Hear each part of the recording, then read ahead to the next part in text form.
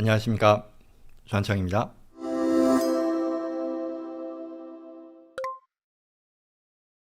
세 번째 질문입니다. 생명보험에 대한 얘기네요. 안녕하세요. 배우자와 고등학교 다니는 아이 둘이 있는 50대 초반 가장입니다. 생명보험에 대해서는 그동안 전혀 생각을 안 했는데 더 늦기 전에 하라고 주변에서 얘기하네요. 그런데 생명보험의 종류도 많고 회사도 많고 설명을 들어도 이상한 용어를 투성이라 결정하는 게 매우 어렵습니다. 그냥 잘 모르는 채로 가입하자니 찜찜하고 어떻게 하면 좋을지요? 감사합니다. 그죠? 이런 경우 많이 있을 겁니다. 뭐 생명보험 저도 뭐 하고 있기도 하고. 그런데 하시는 분들 많죠. 물론 안 하시는 분도 계실 거고요. 또한 이 생명보험이라는 것 자체에 대해서 뭐 선입견이라면 선입견에 가는 분도 계실 거예요. 일단 이 분의 팩트를 좀 요약을 해본다면요. 50대 초반이에요. 50대 초반이고요. 소규모 비즈니스를 운영하시는 분이었어요. 맞죠? 비즈니스를 뭐 한다라고 치죠. 그리고 뭐 경제활동 잘 하고 계신다고 생각하고요. 그리고 큰 문제 없이 애들 학교 뭐 생활 잘 하고 계신다라는 거죠. 그런데 주변에서 보험을 얘기하더라. 근데 뭔지도 잘 모르겠고 이걸 내가 왜 해야 되는지 모르겠고 그렇죠. 그리고 사실 더 일반적인 상황을 얘기하자면 좀 네거티브한 그런 어떤 퍼셉션, 선입견도 있죠. 왜냐하면 이걸 해달라고 해서 해준다라는 그런 표현, 또 내가 뭔지도 모르고 이끌려 갔다가 하고 나서 나중에 보니 이거 내 금액이 얼마 안 되네. 그래서 손해보고 그냥 정리했다 하더라. 뭐 이런저런 그런 얘기들이 있어요. 그러면 그게 전부냐라고 하면요. 그건 아닐 거예요. 그건 왜 아니냐 하면요. 제가 일단 그 컨셉에 대한 설명을 가기 이전에 우리가 아는 굉장히 유명한 이 보험사들이 있잖아요. 금융사들이 있잖아요. 그런 데들이 따지고 보면 몇백 년에 걸쳐서 비즈니스를 계속 성공적으로 해왔단 말이죠. 그게 만약에 이게 정말 말이 안 되고 부정적인 것들로만 가득 찬 상품이라면 이게 유지될 수는 없었겠죠. 설명이 안 되는 거잖아요. 그게 결국은 앞서 말씀드린 그런 네거티브한 그런 것들이 정말 모든 전체 그림이라면 이게 수백 년에 걸쳐서 금융사들이 계속해서 성장하고 여러 가지 금융상품을 내는데 보험이라는 것이 계속 살아남았을지는 않을 거다라는 그런 얘기인 거죠. 자, 그러면 뭐냐라는 거죠. 생명보험을 어떻게 평가하느냐라는 거죠. 결론적으로 얘기하자면 이건 어떻게 활용하는지에 따라서 충분히 좋은 투자 상품이 될 수 있다라고 저는 생각하고요. 그에 대한 내용을 다시 한번 말씀을 드려보려고 합니다. 이게 기타 다른 영상에서도 여러 차례 몇 차례에 걸쳐서 말씀드렸던 내용인데요. 그 내용 다시 한번 고버해 볼게요. 이 홍길동 씨가 만약에 이런 걸 한다고 치죠. 100만 불을 총 불입금으로 10년에 걸쳐서 넣어서 굉장히 좀 큰 금액이긴 하네요. 100만 불을 그냥 10만 불로 줄이고 매년 내는 것을 10만 불 대신에 만 불로 10분의 1로 줄여도 됩니다. 그러나 일단 논의의 목적상 100만 불의 총 불입금이라고 할게요. 그리고 이분이 받는 보험 수령액 돌아가셨을 때, 변고가 생겼을 때 받는 금액이 500만 불이다라고 할게요. 이게 아주 unrealistic한 그런 시나리오는 아닐 겁니다. 물론 이거는 사례, 논의의 목적상 제가 숫자를 그냥 갖다 붙인 거고요. 이걸 가지고 한번 평가해 보자라는 거죠. 실제 보험을 이제 오늘의 목적은 이걸 어떻게 평가하느냐에 대해 간략한 설명을 하는 거니까요. 실제 보험을 내가 들어볼까라고 감안한다면 더 구체화된 본인의 상황에 맞는 일러스트레이션이라고 하죠. 그걸 받아보시게 될 텐데 복잡한 숫자도 나오고 에이전트에 따라서는 복잡한 내가 정말 못 알아듣는 그런 얘기하면서 중구난방으로 서로 무슨 얘기하는지 배가 산으로 가고 이런 상황들도 있을 거예요. 그렇지만 이걸 내가 결국 그런 상황에서 됐어 나는 안 해 또는 난 모르겠으니까 알아서 해주세요. 이런 식의 결정으로 이어지지 않게 하기 위해서는 어느 정도 코어 컨셉에 대해서 내가 이해를 해야 되는 거잖아요. 그걸 말씀드리려고 하는 겁니다. 그래서 총 불입금이 매년 10만 불씩 내고요. 10년 동안. 그리고 언제고 간에 내가 변고가 생겼을 때 받을 수 있는 금액이 500만 불인 그런 상품을 내가 가입했다라고 칠게요. 그러면은요. 이거는 여러 가지 면에서 평가를 할 텐데 1차적으로는요. 투자 상품이라는 면에서 투자 상품이라는 관점에서 한번 평가를 해볼 수 있겠죠. 뭐냐면요. 그 중에서도요. 투자 수익을 한번 보죠. 투자 수익이요. 이분은 보험이라는 것이 결국은 금융상품을 내가 사는 거잖아요. 그럼 나의 투자금은 얼마겠어요? 10만 불이죠. 10만 불씩 10년 동안 내는 거잖아요. 나의 투자금이 그렇게 10년간 10만 불씩 내는 100만 불에 대해서 나는 투자 이익이요. 500만 불로 주어지는 그런 상품을 말하는 거겠죠. 그러면 내가 100만 불을 다 냈을 때 500만 불을 받는 그런 거를 따져봐도요. 400%인가요? 그냥 기간을 따지지 않았을 때 효용이 그렇게 되겠죠. 그리고요. 우스갯소리지만 만약에 내가 10만 불 첫 해에 냈는데 그 해에 그냥 변고가 생겼어요. 그러면 결과적으로 나는 10만 불 내고 500만 불 받는 거잖아요. 그러면 이게 수익률로 따지면 몇 천 %겠죠? 어마어마한 수익률일 거란 말이에요. 그리고 이게 사실은 따지고 보면 수익률이라고 하는 것이 나의 인풋 대비 아웃풋에 대해서 그 수익률인 거잖아요. 그래서 이게 당연히 매년 낮아지긴 할 거란 말이에요. 그런데 만약에 내가 기대하는 그 투자 대비 아웃컴이라고 하는 수익이 다른 투자 상품 대비 나쁘지 않다라고 하면 그러면 이거는 해볼 만한 투자 상품이다라고 평가할 수 있겠죠. 예를 들어서 저는 이렇게 봐요. 앞서 이분이 50세라고 칠게요. 50세인데 만약에 지금 투자 수익률 관점에서 50세로서 내가 기대 수익률이 뭐 80세, 90세, 100세가 되는데 그때까지 내가 살더라도 내가 500만 불을 받을 수 있단 말이에요. 그러면 그로부터 나오는 기대 수익률이라는 게 있을 거예요. 그렇죠? 내가 첫 해에 10만 불, 10년 동안 100만 불을 넣는 것과 나중에 가장 낮아지는 현실적인 기간이라면 투자 상품의 관점에서는 내가 물론 오래 사는 게 좋은데 투자 상품의 관점에서는 뒤늦게 받을수록 나는 안 좋은 거잖아요. 그랬다 해도 가장 보수적으로 봐도 그렇죠? 내가 예를 들어 90살, 100살에 받는 그런 시나리오 상으로도 수익률이 예컨대 뭐 한 4, 5% 나온다라고 치면 4, 5% 나오는 상품인지를 확인을 해야겠습니다만 하면 그건 평가하기 나름이겠죠. 그게 낮다고 볼 수도 있고 높다고 볼 수도 있고 거기에 더 나아가서 내가 그 이전에 변고가 생겼을 때 받아들이는 수입은 그만큼 더 높을 것이고요. 그래서 이런 투자 수익의 관점에서 평가를 해야 된다는 게 첫 번째고요. 그 다음에 또한 굉장히 중요한 부분으로 절세의 관점에서 평가를 해야 됩니다. 뭐냐면 보험 상품이라고 하는 것은요. 앞서 뭐 토탈 100만 불의 인풋과 500만 불의 아웃풋일 텐데요.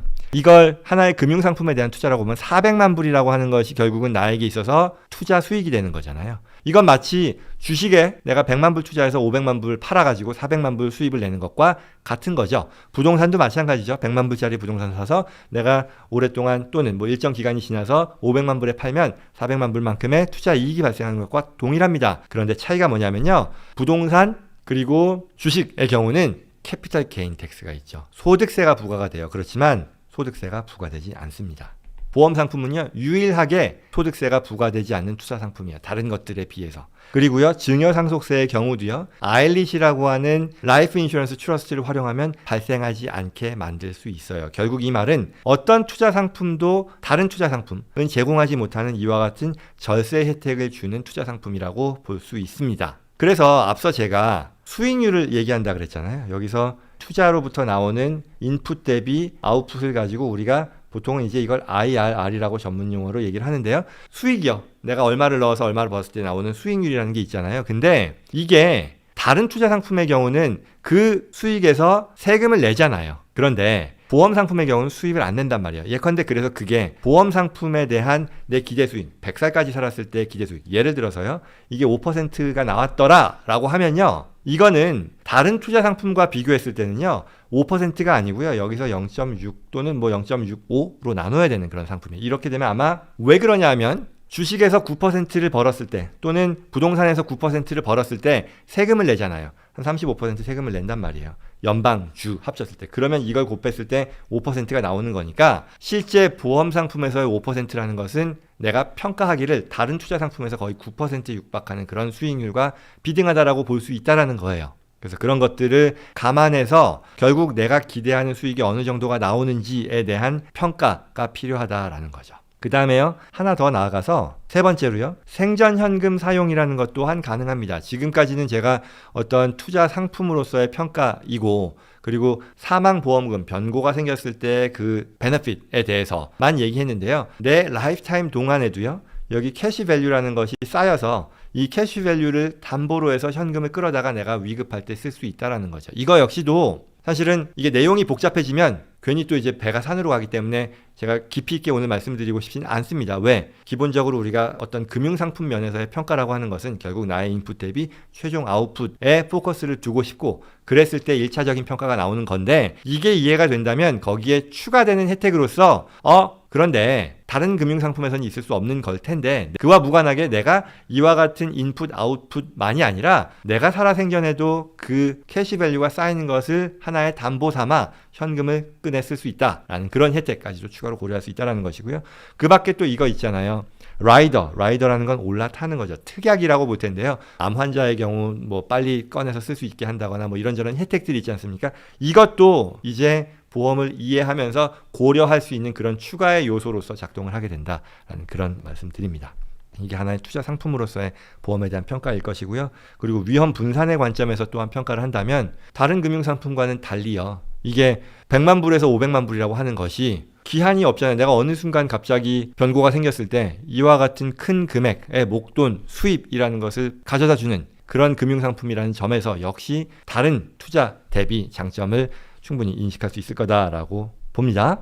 자, 그러면 여기서 단점이 하나 있을 거예요. 뭐냐면 보험금 수령액이라는 것, 앞서 100만 불을 넣어서 500만 불을 가져간다라고 계속해서 제가 그냥 사례로서 말씀을 드리는데, 이 500만 불이라는 것의 단점이 뭐죠? 내게 아니잖아요.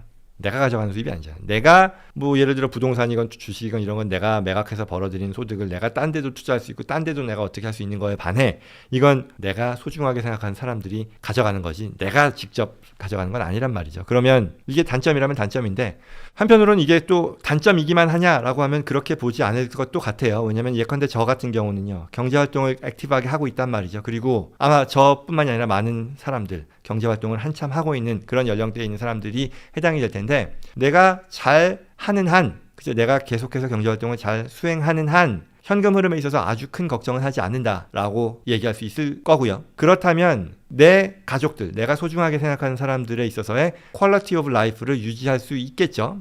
그리고 나는 또한 그 베네핏이라는 것에 대해서 굳이 내가 없더라도 내가 경제활동을 통해서 현금 흐름을 만들어내고 있는 이런 상황이라면 그게 굳이 필요하지 않아요. 그렇지만 만약에 내가 없어지는 그런 상황을 보는 거죠. 없어지는 상황을 감안하면 그때는 덜컥할 거예요. 왜? 기존에 내가 제공해왔던 그와 같은 퀄리티, 삶의 질을 남은 사람들이 유지할 수 있겠느냐라고 하면 그에 대해서는 이제 퀘스천 마크가 생기는 거잖아요. 그러면 얘기하려는 건 뭐냐면 이 500만 불이라고 하는 것은 내가 직접 필요하지 않은 그런 돈인 거죠. 그렇지만 그 500만 불의 효용이라고 하는 것은 결국 온전히 500만 불의 효용을 갖게 되는 거죠.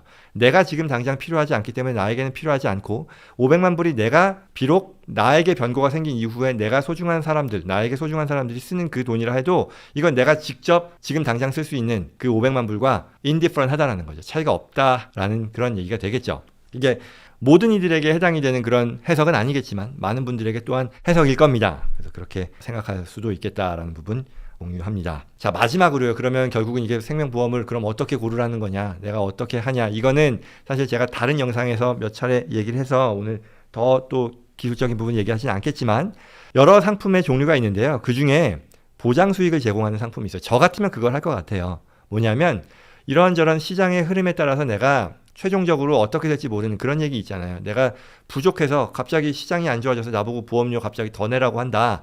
이런 상황들은 막을 수 있는 그런 상품을 저는 가입할 것 같아요. 그래서 최저 보장 수입이라고 하는데요. 데스 베네핏을 말합니다. 사망보험금을 말하죠. 그래서 이게 보장되는 그런 상품을 위주로 보면서 그 보장 금액과 나의 투자 금액이 어떤 투자 수익이라는 걸 놓고 봤을 때 그건 일러스트레이션에 나오거든요. 이게 괜찮은 수익인지 다른 투자 상품, 그리고 앞서 말씀드린 것처럼 그걸 이 절세 효과까지 감안했을 때 다른 투자 상품 대비 이게 할 만한 거냐라는 걸 먼저 평가할 것 같고요.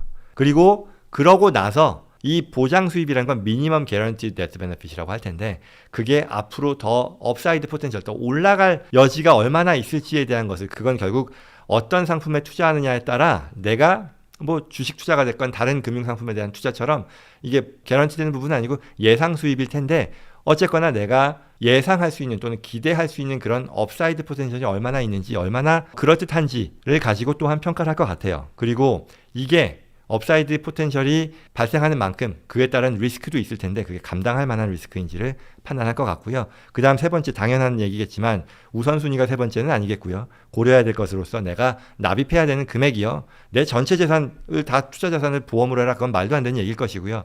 결국은 이와 같은 보험 상품이 갖는 금융 투자 상품으로서의 성격, 다른 투자 상품들은 제공하지 못하는 상대적인 혜택들을 감안해서 나에게 있어서 일정 금액만큼은 나의 자산의 포트폴리오에 넣는 것이 바람직할 것이다. 그리고 그 수준은 내가 편안하게 생각하는 그런 수준에서 결정하는 것이 좋을 것 같다라는 거고요. 만약에 내가 어떤 가족력이 있거나 뭐 이런 저런 부분들로 인해서 특약사항도 고려한다라고 하면 그런 것까지 고려하는 이 네 가지의 고려사항을 가지고 어떤 상품을 투자할지를 판단할 것 같습니다. 예, 그래서 참고 영상으로 몇 가지가 있었는데요. 39강도 있었고 71강, 이거는 이 불입금 프리미엄 파이낸싱, 불입금이 이제 프리미엄인데요. 이걸 내 돈을 내는 게 아니라 마치 우리가 부동산을 모기지 받아서 이 타인 자금을 써서 사듯이 보험 상품도 그렇게 할 수 있거든요. 그래서 그에 대한 설명이 있는 거고요. 그런 것들 한번 같이 살펴보시면 좋을 것 같습니다.